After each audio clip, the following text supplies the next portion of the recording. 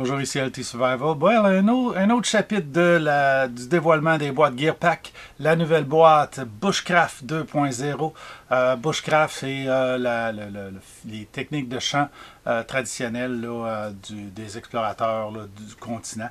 Et il y a une gamme d'items en relation avec le bushcraft traditionnel que tout le monde se doit d'avoir. Donc, on va pouvoir voir ça. Comme vous remarquez, on est à l'intérieur, il fait quand même froid dehors. L'automne est à nos portes, donc c'est quand même un bon temps pour commencer des vidéos à l'intérieur, malheureusement. Et puis, c'est ça. Fait qu'on se revoit juste après la pause.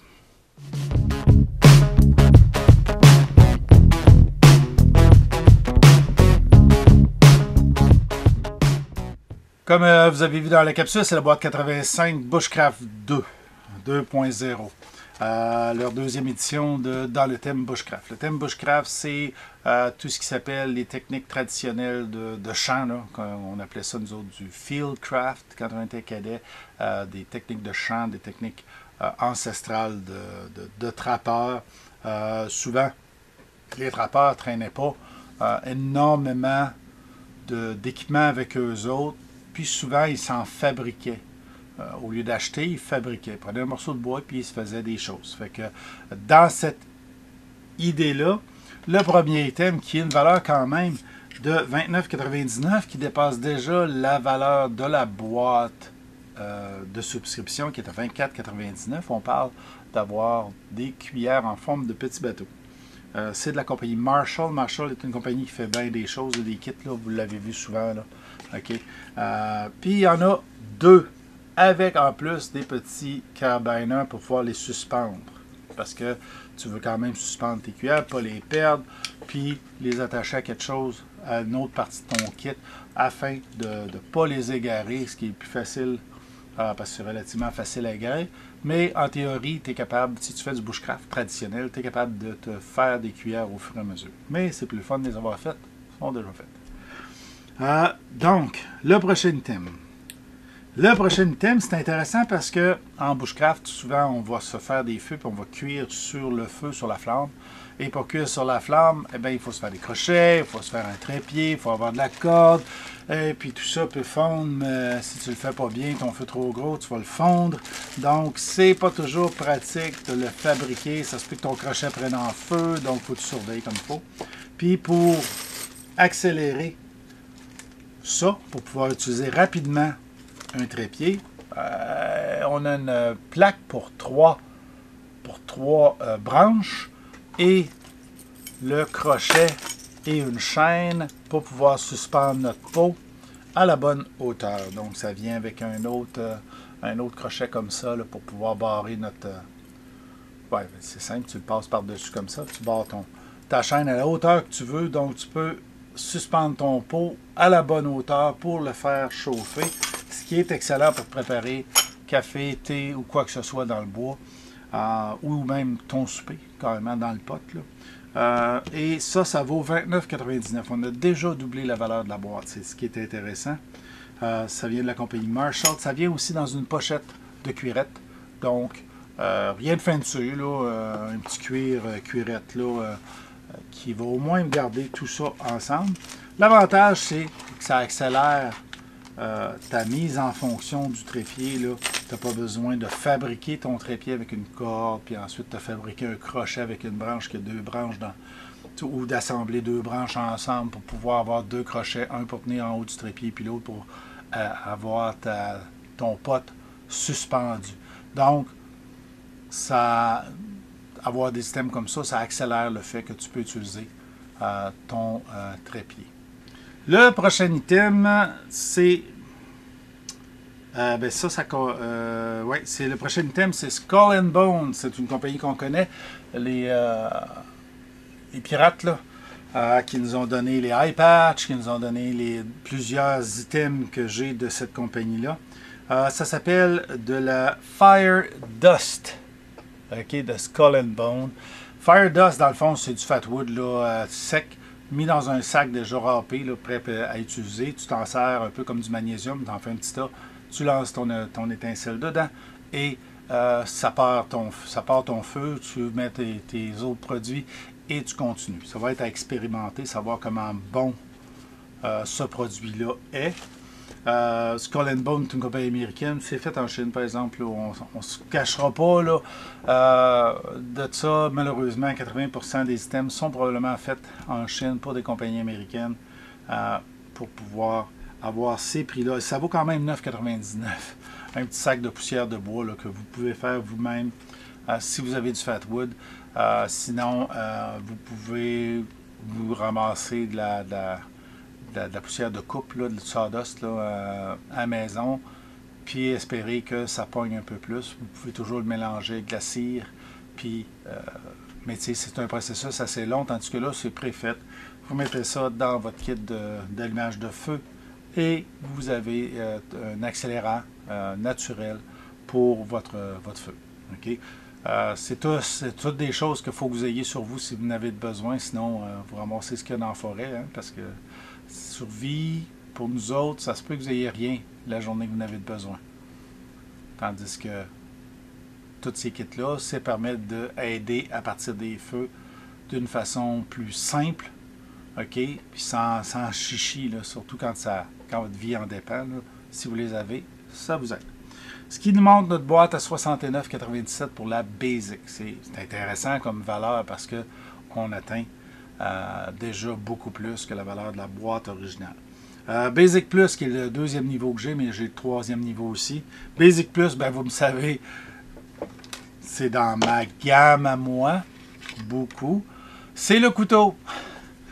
Et on a un Old Hickory de Ontario Knife, ok, qui est fait aux États-Unis. On va-tu le voir? Et de le montrer un petit peu plus. Donc, de Ontario Knife, compagnie qui malheureusement avait fait faillite récemment, mais qui a été rachetée, puis où ce qu'on a appris qu'ils allaient continuer à faire leurs couteaux. Ça, c'est de la série Old Hickory. Ils ont des couteaux de cuisine, ils ont des couteaux de champ, ils ont des couteaux de... la même version que ce couteau-là, mais avec un crochet en avant, c'est pour récolter les betteraves. OK, aller dans la terre, puis faire bien des affaires là, pour... c'est, dans le fond, un couteau traditionnel, un couteau de fermier, là. Série qui était offerte par Ontario Knife, c'est une série des plus populaires. L'avantage, c'est que c'est du 10,95 stainless... acier au carbone 10,95, ce qui est un acier qui est facile à aiguiser, qui est facile à maintenir. Par contre, il rouille, mais c'est pas un problème là, au niveau de la qualité de la lame. Tu peux faire du battoning. Celle-là est un petit peu mince, par exemple, c'est un 5,16, 3 mm peut-être d'épaisseur. C'est vraiment une lame qui n'est pas très épaisse. Profil de machette là, rectangulaire, où ce que la pointe peut servir à creuser si nécessaire. Puis une bonne surface de coupe pour des travaux là, assez intenses. Ça peut s'en servir aussi pour manger, là, se faire de la boucherie, des choses comme ça, parce que c'est un bon acier. Par contre, actuellement, je remarque qu'il n'est pas énormément bien aiguisé, il n'est pas égal des deux côtés, là, ce qui fait que soit que je sens un beurre ou un vernis, je pas sûr. Je vais le passer à l'aiguisoir parce que il n'est pas à mon goût au niveau de l'aiguisage. Par contre, c'est tellement facile à aiguiser que c'est pas un problème. D'après moi, là, ce qui est arrivé, c'est qu'ils ont passé un coup de trop d'un bord. Ça fait que ça a rendu le tranchant pas tout à fait. C'est rare parce que Old Hickory sont réputés pour être relativement tranchants au niveau de choses. Poignée super traditionnelle, plutôt carrée, mais le diamètre et la forme de la poignée est très confortable en main à premier abord. Donc, ça, c'est le couteau. Et ça vaut 36,99. Ce qui amène notre boîte de 49 $ à 106 $. On est déjà au double de la valeur de la boîte. Et là, il reste les items Advance. Dans les items Advance, on embarque dans des affaires traditionnelles bushcraft, là. Il y a The Rough Rider, j'avais oublié de le dire en anglais. Rough Rider, le kit 12 pièces de sculptage. Des outils de sculptage probablement plutôt traditionnels, là. Probablement fait en Chine. Okay. Un un ensemble de différents coupeurs, là, des ciseaux droits, des ciseaux en rond, des ciseaux incurvés, des pointes. Donc, toutes sortes de lames qui vont nous permettre d'aller faire différentes coupes sur notre bois là, pour pouvoir sculpter. Le seul couteau qui me manquerait dans ce kit-là, ce serait le couteau à cuillère là, ou à bol. C'est un couteau qui a un arc qui est en arc de cercle qui te permet de creuser les cavités là, dans les cuillères en ayant un hook. Là, il appelle ça un hook knife aussi en anglais. Puis ça te permet de creuser les cavités plus facilement parce que c'est un bol rond que tu coupes, que tu te promènes avec. Donc c'est peut-être que si je me mets à sculpter des affaires puis que j'aime ça, moi peut-être me découvrir un talent, je vais probablement aller chercher le dernier couteau qui me manque pour faire ça. Parce que quand tu fais du bushcraft, tu es supposé fabriquer tes ustensiles, tes tasses. Justement, c'est le prochain thème. C'est encore de la compagnie Marshall. C'est ce qu'ils appelle une tasse sculptée de style Kusha ou Kurska. Dépendant de quelle partie du monde ça vient, les deux noms sont valides. Celle-ci semble vernie. Je ne sais pas si c'est un vernis ou une huile. Je vais essayer de faire des recherches pour le trouver. Sinon, on va la ressabler et on va la huiler avec une huile végétale, une huile alimentaire, de grade alimentaire, là, pour pouvoir l'utiliser. C'est beau! C'est vraiment beau, c'est vraiment le style traditionnel que les bushcrafters se faisaient, soit avec un trou ou deux trous. Celui-là, vraiment, là, pour Scandinave, c'est vraiment deux trous. La poigne en main est super bonne, donc, pour pouvoir boire, manger ta soupe ou ton bouillon, ou peu importe ce que tu cuisines. Ces tasses-là étaient utilisées là, à différents purposes. C'était souvent accompagné de la fameuse cuillère pour pouvoir consommer les aliments puis avoir un minimum d'ustensiles dans le bois. C'est de là la légende, le bushcraft, ou ce que tu dois avoir des items comme ça en bois. Ça vient de là parce que les pionniers fabriquaient beaucoup de ce qu'ils avaient besoin. S'il y avait besoin d'une grande cuillère, il la fabriquait avec une pièce d'une bûche qui avait transformé en planche, qui avait ensuite sculpté avec le gros couteau. Puis c'était rough, puis ça marchait. Fait que de là est découlé un peu le style Kusha traditionnel qui est sculpté, mais celui-là est probablement fait. Elle est tellement régulière, là, presque régulière, parce qu'il y a des petites imperfections. C'est probablement machiné plus que d'autres choses, là, sur un tour à bois, par exemple. Mais ça reste quand même une pièce intéressante. J'en avais pas, fait que là j'en ai une. On va pouvoir l'essayer éventuellement pour boire notre café ou whatever dans le clos. Ça a une valeur de 17,99. Quand même pas dispendieux. Elle a une bonne prise en main, c'est le fun à voir. Il va rester à voir qu'est-ce qu'on va faire avec. On la garde en bibelot, mais on l'utilise. Le prochain, c'est une de Marshall encore, que j'ai montré tout à l'heure. Marshall, c'est la strap pour accrocher tes items. Ça peut être tes ustensiles, ça peut être un petit sac d'ébullition par exemple. Quelque chose, tu peux soit faire le tour d'un arbre et l'accrocher, parce qu'il y a quand même deux bons carabiners en plastique, en nylon, avec même la place pour les monter sur, si tu les enlevais, tu pourrais t'en servir sur un mollet. Par contre, je ne sais pas là, comment le fun sur le mollet, là, ça peut être pour faire ça. Tu peux soit mettre d'autres straps pour le suspendre, par exemple, entre deux arbres avec des cordes. Ça te permet d'avoir un accroche-toi pour tous tes items. Tu décides de mettre une cuillère là-dessus, ton kushka, OK, puis ton sac d'ébullition, au moins tu as une place pour les accrocher sans avoir à tout le temps passer une corde autour d'un arbre. Des fois, ça peut être. Tu peux aussi l'utiliser de façon verticale, OK, ou horizontale, soit entre deux cordes, soit entre deux arbres, soit entre deux points forts, dépendant. Des fois, on trouve une branche, on peut juste la passer dessus, puis ça nous donne un point d'accrochage pour 2-3 systèmes. Ça évite que ça traîne à terre puis que tu le perdes. Ça, c'est une affaire qu'on dit à nos cadets souvent. One man, one kit, là, dans l'expression anglophone, mais un humain, et son kit, puis son kit reste dans son sac le plus possible, de manière à ce que si tu ramasses le sac en urgence, ben, tu n'as pas une demi-heure de ramassage de stock à faire, autant que faire se peut. Fait que tu peux ramasser ton sac, puis partir en sachant que tu as 99% de tes items avec toi. Ça a une valeur de 18,99 $. Le dernier item, ça vient aussi de l'utilité pour le bushcraft. Dans le bushcraft, on va souvent se monter ce qu'on appelle un kit de feu. C'est-à-dire dans une poche, et c'est la poche que j'ai. C'est une poche à munitions faite par ABKT Tactical. Les autres sont aux States, mais la poche est faite aux États. Okay. Il offre une petite poche en nylon de type à munitions, là, que tu peux mettre tes munitions dedans.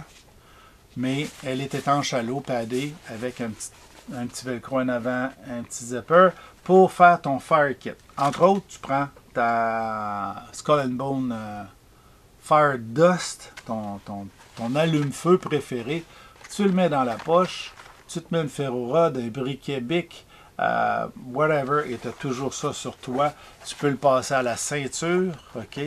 Ou tu peux même le passer dans une attache mollet, c'est un load bearing vest ou un sac dans lequel tu vas avoir une poche supplémentaire. Donc, très versatile, se rouvre en deux à plat. Donc, tu peux l'ouvrir et avoir accès à tous tes items avec les petites loupes. Tu peux mettre tes ferro-rods, tes allumes-feu, tes briquets, peu importe ce que tu veux amener, tes allumettes. OK. Puis, tu as un bon zipper pour tout garder ça ensemble. Ça a une valeur de 7,99 $. C'est made in China, donc c'est de qualité. Des places, des fois, qu'on reçoit les choses de Chine, c'est pas bon, mais des fois c'est fait pour vraiment du tactical. Là. Fait que des fois, tu as le grade pour le paintball qui est solide, mais pas tant. Puis tu as le grade des fois qui est vraiment tactical parce que c'est aussi une production pour une compagnie qui fournit l'armée, par exemple. Donc, mais comme les Chinois ont l'habitude, ils font des copies où ils font travailler 2 chiffres de plus dans la nuit pour produire avec le même matériel plus d'items qu'ils mettent en vente pas cher sur les sites chinois de manufacture. Donc, tu te ramasses des fois avec de la qualité, mais c'est pas tout le temps le cas.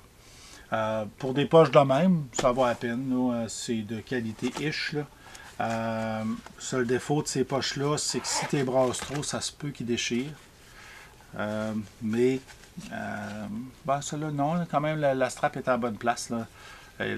La strap dépasse bien dans la couture. Fait que quand la couture a été faite, ça tient bien la strap. C'est pas au bout de la pointe de la strap. Là. Donc, ça devrait bien tenir. Par contre, c'est pas toujours le plus solide. Mais ça se renforcit ou ça se recoue. Là, hein? On peut passer une coupe de points de couture supplémentaire là, à l'intérieur. C'est moins beau, mais ça pourrait tenir ce point de rupture-là le plus fort. Donc, il y a plein de choses à faire avec les poches chinoises là, pour les améliorer. Souvent, c'est une construction très simple, donc on peut l'améliorer. Voilà. Fait que ça conclut la boîte. Oui, ça a amené la boîte à un prix de 178 $ pour 99 $ payés. Ça a presque doublé le prix de la boîte. C'est dans les meilleurs ratios achetés-reçus qu'on a ici là, au niveau des boîtes Gearpack. Ça, c'est vraiment dans mon bag parce que c'est très proche de la survie. Bushcraft Survie, c'est tous très proches l'un de l'autre. Donc, c'est toujours intéressant d'avoir des systèmes qui sont très en relation avec ce que je fais normalement là, avec les cadets. Fait que ça me permet aussi des fois de leur amener des affaires, puis ils me regardent en voulant dire de où tu sors ça. T'sais. Fait que c'est toujours drôle. Tous ces items-là que je peux utiliser. Fait que si vous avez aimé la vidéo, ce petit vidéo pour vous montrer la boîte, donnez le thumbs up. Sinon, donnez le thumbs down, c'est pas grave. Commentez, partagez. Puis si vous aimez ça, ma chaîne, ben abonnez-vous. Ça me fait plaisir de vous voir comme abonné. Je vais regarder pour essayer de vous trouver des liens, mais que je publie les vidéos. Des liens qui sont sponsorisés là, Amazon, ça me donne une petite ristourne, ce qui fait que quand j'achète des gogos pour essayer de nouvelles affaires ou que je veux épater les cadets, ben au moins j'ai un petit peu de financement pour pouvoir le faire. C'est pas tout moi qui achète ça à mes frais, là, parce que ça coûte cher, tout ça. Ça finit par coûter cher, pareil, toutes ces boîtes, subscriptions et tout ça. Donc, on essaie quand même de rentabiliser un petit peu les choses avec Amazon. Fait que, merci d'avoir été là et on va vous revoir dans le prochain vidéo.